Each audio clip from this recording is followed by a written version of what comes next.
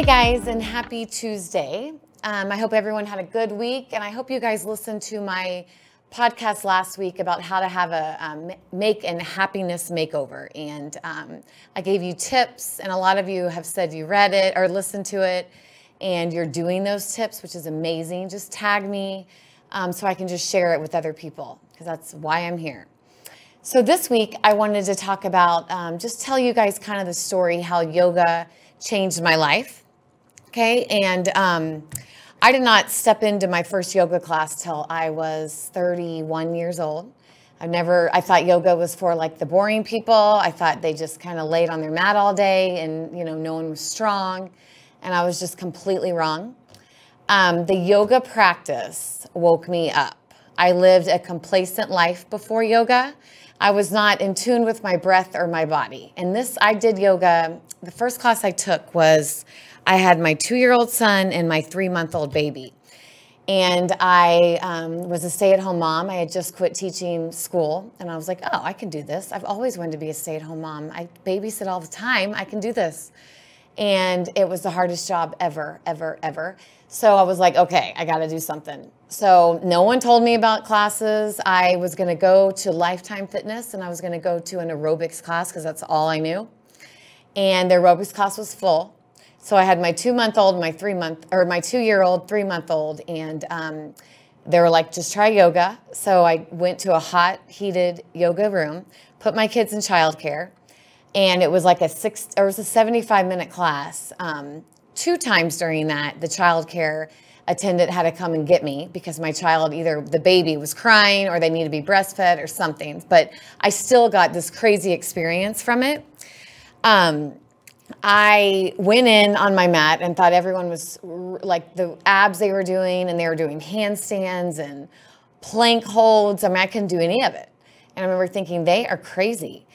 But I found out quickly that it was a challenge that I absolutely wanted to do. I cried, I sweat, I got my heart rate up. I was really sore the next day. And I remember finding myself getting frustrated at people in the class, or at myself, because everyone else was like so much stronger than me. And I was like, this was not how it was. You know, I did not think this was yoga.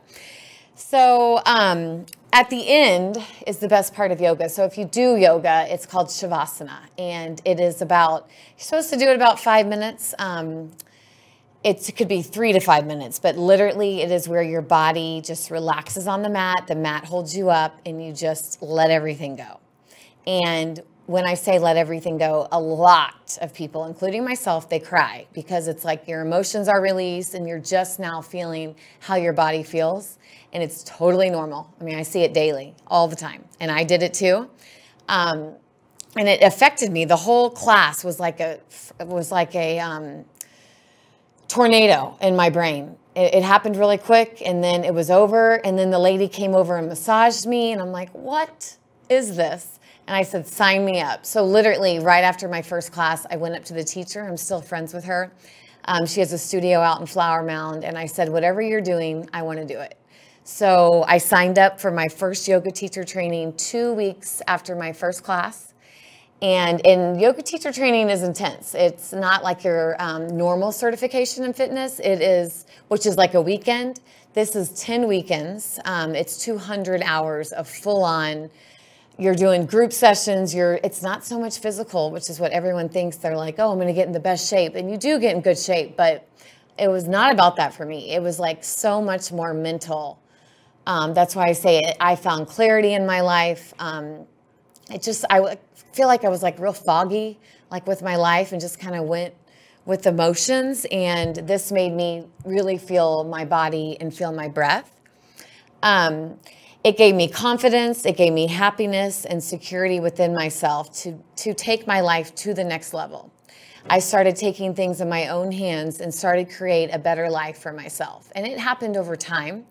So I remember I went in August to teacher training, and then you're there every weekend for 10 weekends in a row. And mind you, I had a 3-month-old and a 2-year-old. So Daddy would travel Monday through Friday, and then he would be at home with the kids. So, I mean, it was a lot of work on both ends, but I just knew I had to do it. And then before I even graduated, after the 10th weekend, I started teaching. I went to 24-hour fitness and told them I was in training, started teaching, and by the end of teacher training, I was teaching 14 hours a week at like 6 different locations, dragging my kiddos with me everywhere. Because I mean, that is not what I suggest anyone do, but it taught me, it is how you get your name out there. And so I get to now teach yoga teachers. That I do the 200-hour training with them, and I always say, like, if you want your name, if you want this to be your thing, get yourself out there and like do the stuff no one wants to do. I was doing night classes with kids. I was doing weekend classes with kids. I mean, none of it is what, is not conducive at all for my lifestyle, but I just knew I had like a bigger picture in mind, so I just kept pushing myself, and I did that for 4 years until I made myself go to one studio and teach there every day.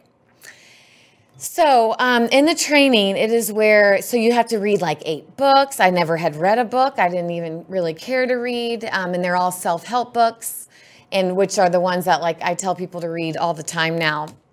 And it just really changed my mindset. It made me more aware. So in yoga, you're taught one breath, one move. So anytime I teach, I'm like, if you're going to come all the way up and stand up, you have to inhale. And then if you go down and touch your toes, you have to exhale.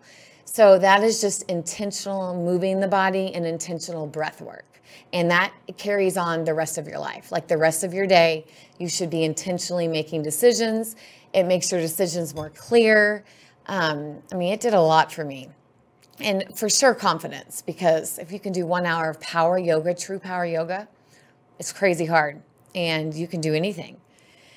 So, and now it's how my definition of coming full circle is I get to teach. The teacher training that changed my life, I remember going through it and being like, oh my God, I have to share this with everyone. Like I want everyone to love yoga like I do. And I want everyone to change and think about how I think about things now, and just changes you.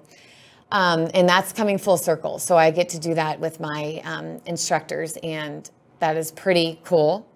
I will say the best tip I give them is, not everyone goes through yoga training, right? So like you can go to the, supermarket and be in line and someone's, out of her mind, just not in a healthy place, like just bitching the whole time about something. So they obviously need yoga teacher training. So they're not in control, right? So you just kind of have to, it teaches you how to kind of deal with people that are already in your life, and you want to help them, and they can only see by your actions is how maybe they will want to change. So, and the number one book that we kind of base our training on, and I have it here, it's called The 4 Agreements. Anyone can read this. It's not a yoga book. It is just 4 principles of how to live your life. And I feel like everyone should have it, so I'm going to go over I'm going to identify all 4 principles, and I'm going to kind of go in depth on them. And this book really will change your life if you let it, if you read it, if you underline it. And it's not going to happen overnight, but it will get you to where you like see the world as a bigger picture, and the little things just won't matter to you. Like you'll just brush them off. If someone's rude to you, that's their problem. It really will help you with that. So the number one, to take a risk and really be alive, is the biggest fear humans have. We have learned to live by other people's point of view because of fear of not being accepted and of not being good enough for someone else. Okay, so that's kind of what this whole book is about, is to get out of your fear, to live in love and happiness, and you can, do whatever you need to in the world. So number 1 principle is be impeccable with your word. When you are impeccable with your word, you take responsibility for your actions. You do not judge, or you do not blame yourself. So the whole chapter is about gossiping, which is huge, I think, in just this world. Gossiping has become the main form of communication in human society. It has become the way we feel close to each other because it makes us feel better to see someone else feel as badly as we do. Like that saying, misery loves company. Consider how many times you have gossiped about the person you love the most to gain the support of others. It is spreading poison. Your opinion is nothing else than your point of view. It's not the truth. It's just your own beliefs, your own ego, and your own dream. That's what I think we lose a lot, and this book helps you. How you can measure your impeccability of your word is your level of self-love. How much you love yourself and how you feel about yourself is a directly proportionate to the quality, integrity of your word. You can change your way of thinking by training your brain to only think positive. And I do know that from experience. It doesn't happen overnight, but you know, you're in control of your thoughts. So you can always go positive. Use your words to share your love. It is really possible. Our brains are trained through habit. Don't let negativity in your brain. A rule to live by: if you can't say anything nice about someone, don't say anything at all, right? I wish all of us got that. The Bible says our reputation is more important than our bank account. When we make the decision not to gossip about others, we are bringing glory to God. So, you know, just it's out of habit that we talk about other people. And believe me, I teach in a studio that, you know, we're all kind of, everyone knows each other and people are nosy and all of that. And it's just a way to remind yourself, you know, you don't have to join in on the talking about someone. So that's number one. So be impeccable with your word. Number two, don't take anything personally. And this is the big one I had to learn. Nothing other people do is because of you. Like the lady I said on my other podcast came up to me and was like, I don't like your music. And I'm like, okay, cool. Go to someone else's class, right? So that's on her. I like my music, so I'm not going to change it just because one person tells me she doesn't like it, you know? All of us live in our own dream, in our own mind, and we are in a completely different world from the others we live in.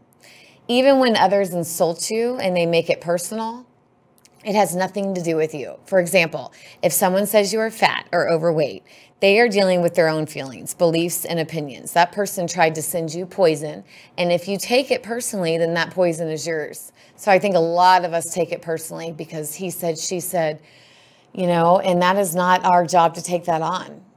We just have to kind of push it away and not let it enter your bubble. And we are in control of that.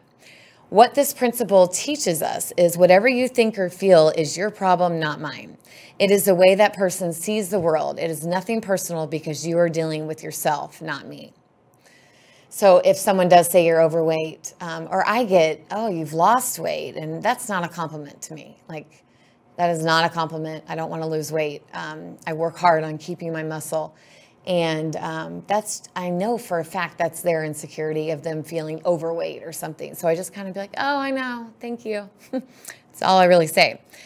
So if you live without fear and you live with love, there's no place for any of these negative emotions. If you don't feel any of these emotions, then you will most likely feel good. When you feel good, everything around you is good. Everything makes you happy. You are loving everything around you because you are loving yourself, because you like the way you are. You are content with yourself, which is a hard one to learn. You are at peace and you are happy. You will live in a state of bliss where everything is so wonderful and beautiful.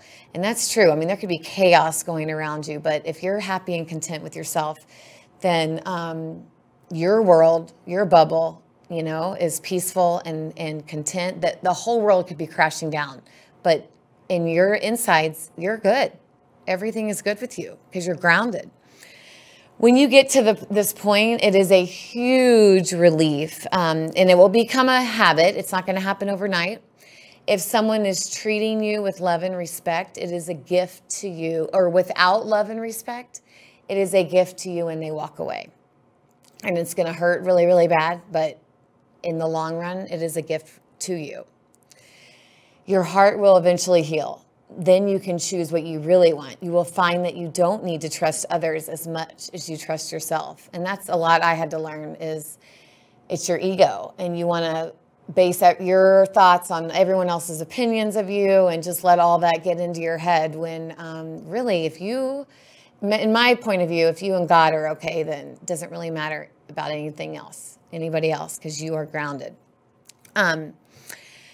The whole world can gossip about you. Your whole world can turn around or just kind of be under destruction. But really, it's like you just rise above it all is really all it is. So that is number two. So, you know, don't The gossiping needs to stop. And number 2 is don't take anything personally, which is a hard one to learn. Number 3 is don't make assumptions, okay? The human mind creates a lot of chaos, which causes us to misinterpret everything and misunderstand everything. We only see what we want to see and hear what we want to hear. That's like perception is reality, right? We literally dream things up in our imagination, and that's the truth. Like if someone has a bad day and they tell us something, then we're like, oh my God, that's true. I am like this, da da da. When really they were just having a fat day, you know, and it had nothing to do with you. Making assumptions in our relationships is really asking for problems, right? So we make the assumption that our partners know what we think. And so a good saying is, I can't read your mind, right? Like open communication is always best. So we can't assume that we can read the other person. Like they're not mad that we came home late, you know, they're just tired or something. So no more, you cannot read people's minds, right? This is where you'll find your voice, and that can help you. We cannot assume that everyone in life sees the way we do, right? This is the biggest mistake humans make, and that is why it is hard to be ourselves around everyone, because we want to just morph into what it's okay with society and how they want us to be. Real love is accepting other people the way they are and without trying to change them. If we try to change them, we really don't care about them. So don't try to change people. Let them be whoever they're meant to be. The way you keep yourself from making assumptions is to ask questions, keep communication clear. If you don't understand why they're mad or what's upset, even with your friends, then just open up communication, With clear communication, all of your relationships will change, not only with your partner, but everyone else. That's even with kids, If they had a bad day at school, they're not going to openly come out and tell you. You have to pry or get something out of them just so you can understand their day. Okay, so number 4, last one, always do your best. No more or no less. When you do your best, you can take action. So this just kind of sums up all the 3 principles. And the 4th one is just, it's not going to happen overnight where if people are gossiping, you don't take it to heart or you don't take it emotional, right? So, but if you're more aware of it and more in control of your feelings, it will get easier and easier as time goes by. When you do your best, you take action. So a lot of people are like, oh, I'm going to open up a restaurant, or, oh, I want to do this for my job, or, I'm just doing this job so I can do the other job, my real dream later. And action is about living life fully. Inaction is the way we deny life. So I just listen to people, tell me what they're going to do. And, most of them have no action. There's just not an action plan on it. And that's like the number we have to always do our best, and that is taking action. That is actually doing something and following through with it. You can have a ton of ideas in your head, but what makes a difference is taking action on the ideas. The best way to say I love you to God is by living your life doing your best. The best way to thank God is by letting go of the past and living in the present moment, right here, right now. When you surrender and let your past be the past, you will allow yourself to live in the moment and be alive. We were all born to live a happy life, the right to enjoy life, love our life. Don't resist life passing through you, because that's God passing through you. So just kind of embrace it all, embrace the emotions, and just know it's not going to be like this forever, right? Like you're going to get through the hard stuff and probably come out better on the end. And I do think that's true. Just in my life experience, I teach classes and I've never had really anything physically wrong with me. Thank God, knock on wood, like no broken legs, no broken bones. But I think it's all from the CrossFit. I had slip disc in my lower back and really painful. I mean, I couldn't even sit down hurt, sitting hurt, standing hurt.